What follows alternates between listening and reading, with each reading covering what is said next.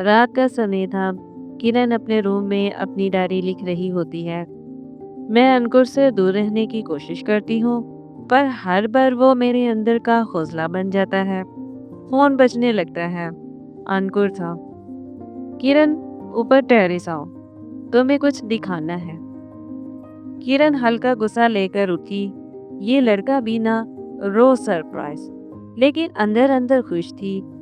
Terrace पे अंकुर के हाथ में एक छोटी सी कैंडल थी और उसके सामने एक छोटी पोस्टर जिस पर लिखा था, ड्रीम्स नीड करेज जस्ट लाइक लव। अंकुर ने कहा, किरण, तुमने कभी सोचा है कि तुम क्या नहीं कर सकती? तुम तो वो लड़की हो जो हर रुकावट में अपना रास्ता निकाल लेती हो। किरण का दिल पिघल गया।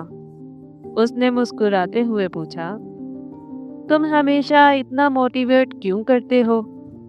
अंकुर ने सॉफ्टली बोला, क्योंकि मैं चाहता हूँ तुम अपने सपने भी जीतो और कभी कभी तुम्हें बस देखता रह जाऊं।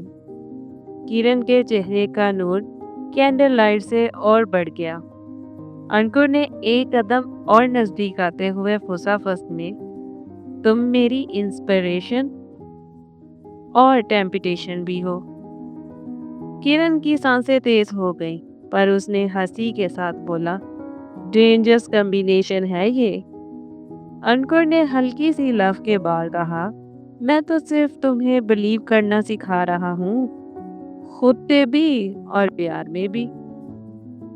उसने किरण के हाथ को अपने हाथ में लिया और बोला, जब कभी तुम्हें लगे कि तुम्हारा कॉन्फिडेंस कम हो रहा है, बस याद रखना कि किसी का दिल तुम्हारे लिए धड़क रहा है।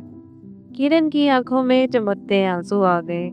उसने स्लोली बोला, आई लव यू। तुम मेरे फियर भी चुरा लेते हो और मेरा दिल भी। हवा में कैंडल फ्लिकर कर रही थी और अंकुर धीरे से उसके फोरहेड पर एक सॉफ्ट किस कर दिया।